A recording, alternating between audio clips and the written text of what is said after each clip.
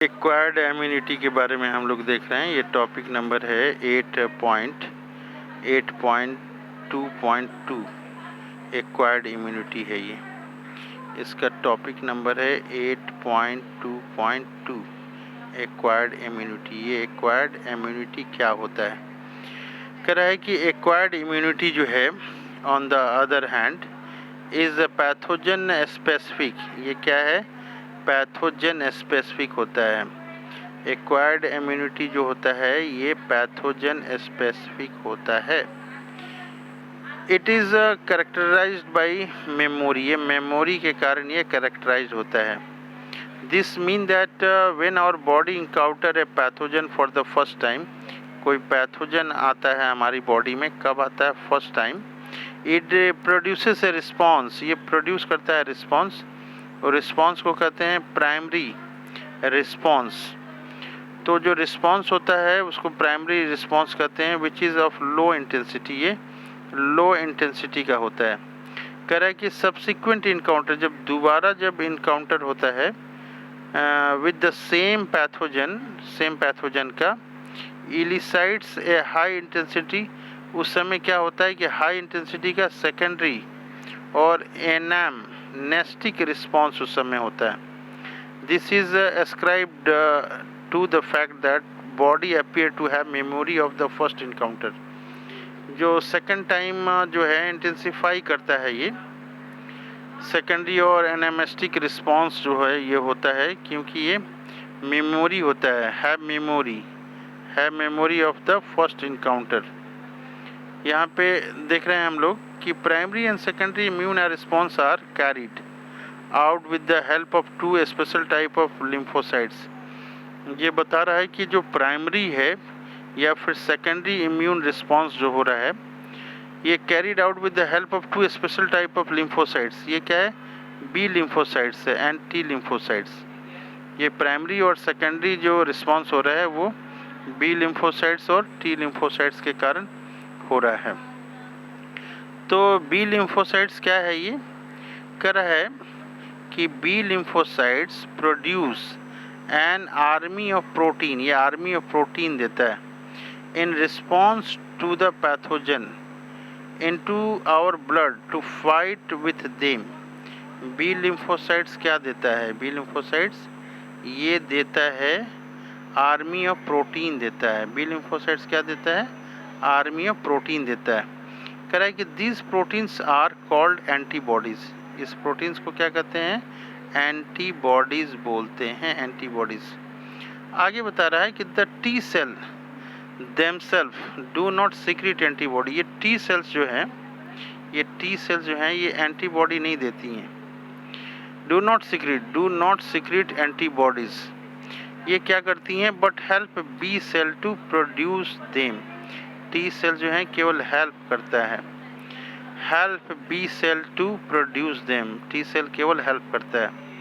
कह रहा है कि ईच एंटीबॉडी, जो एंटीबॉडी होता है, each antibody molecule has 4 peptide chain. इसमें कितने चेन होते हैं?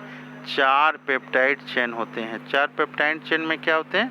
कह रहा है कि 2 स्मॉल चेन होते हैं जिसको हम लोग लाइट चेन कहते हैं, और 2 जो है ना लॉन्गर चेन होते हैं। दोनों लॉन्गर चेन को क्या कहते हैं? हैवी चेन कहते हैं। कह रहा है कि hence an antibody is represented as H2L2। ये H2L2 का मतलब क्या है? H2L2 का मतलब क्या है? 2 जो है H2 मतलब 2 जो चैन है क्या है? हैवी चैन है, और 2 जो चैन है ये लाइट चैन है। H2 का मतलब हैवी चैन और L2 का मतलब लाइट 2 चैन है।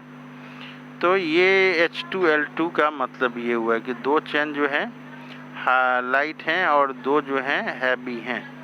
तो ये हैं। आगे बता रहा है कि different type of antibodies are produced in our body. ये देखिए तरह तरह की है जो है ना, डिफरेंट टाइप ऑफ एंटीबॉडीज़ हैं। कहाँ पे है? हमारे बॉडी में है डिफरेंट टाइप की। क्या क्या है ये? IgA है, IgM है, IgE है और IgG है। तो ये कितने तरह की हम लोग देख रहे हैं एंटीबॉडीज़? एक तो हम लोग देख रहे हैं IgA है, IgM है, IgA और IgM के अलावा क्या देख रहे हैं हम लोग, और हम लोग देख रहे हैं IgE है, ये IgE है और फिर IgG है। ये 4 तरह का है, और सम ऑफ देम, ये 4 तरह का हम लोग यहाँ देख रहे हैं, जो कि ये दिखाया हुआ है यहाँ पे। कह रहा है कि कार्टून ऑफ एंटीबॉडी, कह रहा है कि कार्टून एक दिया गया है, फिगर के रूप में दिया गया है कि कैसा एंटीबॉडी होता है, इसका फिगर दिया गया है। कह रहा है कि cartoon of antibodies given in figure 8.4, 8.4 में ये दिया हुआ है। ये 8.4 हम लोग फिगर देखते हैं, कहाँ पे है ये 8.4, यहाँ पे ये दिया हुआ है। ये क्या लिखा हुआ है, लिखा हुआ है 8.4 स्ट्रक्चर ऑफ एंटीबॉडी मॉलिक्यूल, ये फिगर में है। फिगर 8.4 हम लोग बनाने की कोशिश करेंगे। स्ट्रक्चर ऑफ एंटीबॉडी मॉलिक्यूल, ये हम लोग बनाने की कोशिश करेंगे, दिया हुआ है। ये फिगर हम लोग बनाने की कोशिश करेंगे और लिखेंगे हम लोग स्ट्रक्चर ऑफ एंटीबॉडी मॉलिक्यूल, ये बना के हम लोग लिखेंगे स्ट्रक्चर ऑफ एंटीबॉडी मॉलिक्यूल, हम लोग लिखेंगे इसको। तो इसमें क्या देख रहे हैं हम लोग, क्या क्या है यहाँ पे दिखाई दे रहा है, लाइट चेन है, ये देखिए ये लाइट चेन है, लाइट चेन यहाँ पे ये दिखाया है लाइट चेन। कितना है लाइट चेन, लाइट चेन कितना है, एक लाइट चेन ये है 1 नंबर और दूसरा नंबर ये है लाइट चेन, तो 2 लाइट चेन हो गए। ये हैवी चेन दिखाया हुआ है, तो एक चेन तो ये है और दूसरा चेन जो है ये है, तो ये हैवी चेन भी ये दिखाया हुआ है। 1 नंबर का हैवी चेन ये है, दूसरे नंबर का हैवी चेन ये H1 ये है, ये H2 नंबर ये है, तो 2 चेन हो गए इसमें। और लाइट का ये L1 चेन है, ये L2 चेन है, तो ये 2 इसमें H2 है, 2 हैवी चेन है और 2 लाइट चेन है, इसलिए इसको H2L2 लिखते हैं हम लोग। तो एंटीबॉडी का जब भी डायग्राम होगा हम लोग ये हैवी चेन दिखाएंगे कि 2 हैं, एक और ये दूसरा, और लाइट चेन में दिखाएंगे ये पहला लाइट चेन है, ये दूसरा लाइट चेन, ये 2 हम लोग दिखाएंगे। इसके अलावा यहाँ पे हम लोग दिखाएंगे कि यहाँ पे जो होता है ये एंटीजेन बाइंडिंग साइट होता है, ये एंटीजेन बाइंडिंग साइट। एंटीजेन क्या है, ये जो बाहर से माइक्रो ऑर्गेनिज्म आ रहा है या जो भी चीज़ें आ रही हैं वो बाहर से जो आता है एंटीजेन है ये। तो एंटीजेन साइट एक यहाँ पे है और एंटीजेन बाइंडिंग साइट एक यहाँ पे है, तो 2 साइट है यहाँ पे। और इसके अलावा देख रहे हैं कि यहाँ पे SS यहाँ पे दिखाया हुआ है, ये SS, ये डाइसल्फाइड बॉन्डिंग होती है। SS जो है ये डाइसल्फाइड बॉन्डिंग होती है। SS बॉन्ड जो है यहाँ पे भी है, हैवी चेन में भी है SS बॉन्ड, यहाँ पे भी है, यहाँ पे भी है। तो ये जो है SS बॉन्ड ये हैं, तो ये एंटीबॉडी का डायग्राम हो गया। ये फिगर 8.4 जो है ये एंटीबॉडी का ये डायग्राम हो गया। बार बार इसको हम लोग को कॉपी में लिख के प्रैक्टिस करना है, ये डायग्राम को बार बार जो है हम लोग को प्रैक्टिस करना है कॉपी में। प्रैक्टिस जितनी करेंगे उतना ये मेमोरी में हमारी ये क्लियर होंगी। तो हम लोग देख रहे थे ये कि फिगर में 8.4 हम लोग देख रहे हैं।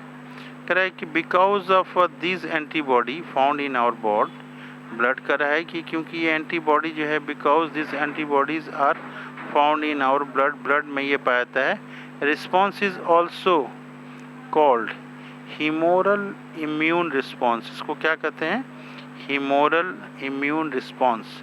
क्वेश्चन पूछा गया कि हीमोरल इम्यून रिस्पॉन्स क्या होता है, तो हम लोग बोलेंगे कि एंटीबॉडी जो हमारे ब्लड में पाई जा रही है उसी के रिस्पॉन्स को हीमोरल इम्यून रिस्पॉन्स कहते हैं। कह रहा है कि this is one of the 2 way of our acquire immune system immune response antibody mediated.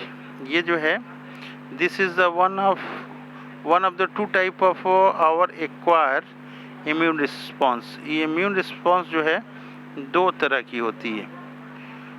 This is 2 types of our immune response जो है, इसमें से जो एक है एंटीबॉडी जो है मेडिएटेड होता है, और सेकंड टाइप जो होता है वो सेल मेडिएटेड होता है। तो ये चीज़ पे ध्यान देना है। एक्वायर्ड इम्यून रिस्पॉन्स जो है ये दो तरह का यहाँ पे देख रहे हैं हम लोग। एक्वायर इम्यून रिस्पॉन्स कितने तरह का हम लोग देख रहे हैं? एक्वायर इम्यून रिस्पॉन्स दो तरह का है, एक एंटीबॉडी मीडिएटेड हो गया और दूसरा सेल मीडिएटेड इम्यून रिस्पॉन्स हो गया।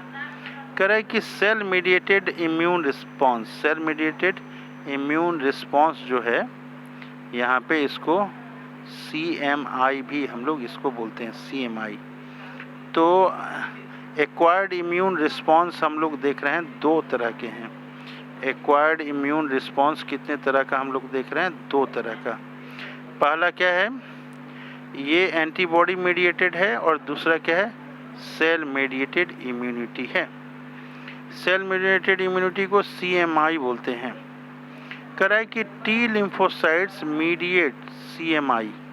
टी लिम्फोसाइट्स क्या करता है? ये CMI सेल मीडिएटेड इम्यूनिटी करता है।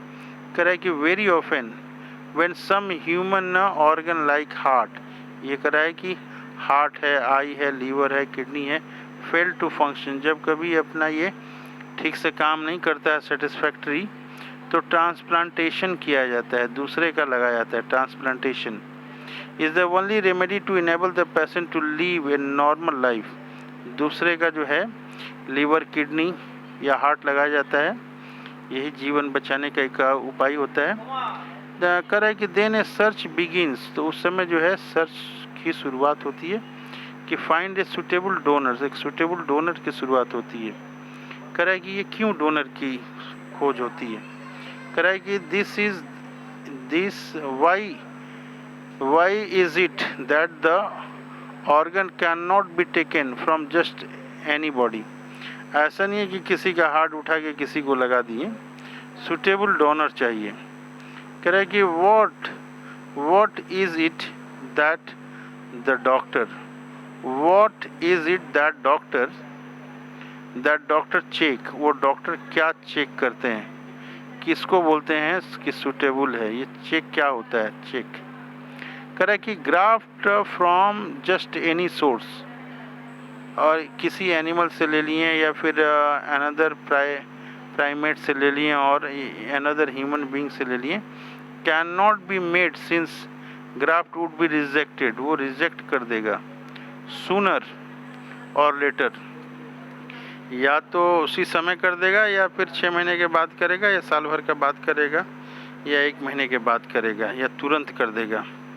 कह रहा है कि टिश्यू मैचिंग, टिश्यू को मैच किया जाता है, टिश्यू मैचिंग, ब्लड ग्रुप को भी मैच किया जाता है, आर एसेंशियल, ये बहुत ज़रूरी होता है। कब? बिफोर अंडरटेकिंग एनी ग्राफ्ट या ट्रांसप्लांट, जब भी किसी दूसरे का कोई लगाया जाता है, ट्रांसप्लांट किया जाता है, उस समय even after this the patient has to take, ये मिलाने के बाद भी जो है, ग्राफ्ट मिलाने के बाद भी, ट्रांसप्लांट मिलाने के बाद भी, ये जो है ना इम्यूनो सप्रेसेंट, ये मेडिसिन दी जाती है। क्या करता है वो?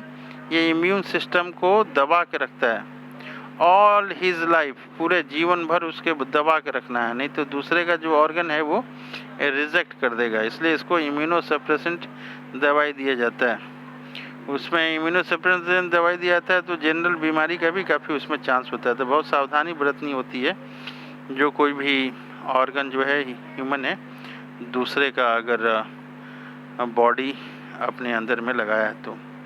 कह कि body is able to differentiate, हमारा जो बॉडी है एबल टू डिफ्रेंशिएट, ये पता लगा लेता है सेल्फ और नॉन सेल्फ, कौन अपना है और कौन पराया है, सेल्फ है और non self. Cell mediated response is responsible for the graft rejection, ये सेल मीडिएटेड जो है, सेल मीडिएटेड जो है, ये सेल मीडिएटेड ये रिस्पॉन्स जो है अभी हम लोगों ने देखा था, ये रिस्पॉन्सिबल है ग्राफ्ट रिजेक्शन के ऊपर में। ये सेल मीडिएटेड रिस्पॉन्स जो है अभी यहाँ पे आया था, दो तरह के आपके जो है रिस्पॉन्स ये आया था। एक्वायर्ड इम्यूनो रिस्पॉन्स ये हम लोगों ने देखा था कि एक्वायर्ड इम्यूनो रिस्पॉन्स दो तरह के हैं, एक तो एंटीबॉडी मीडिएटेड है और दूसरा जो है सेल मीडिएटेड है। तो सेल मीडिएटेड जो है ये रिस्पॉन्सिबल है ग्राफ्ट के रिजेक्शन के लिए। तो इस तरह से हम लोगों ने देखा। अब नेक्स्ट टॉपिक देखेंगे एक्टिव और पैसिव इम्यूनिटी।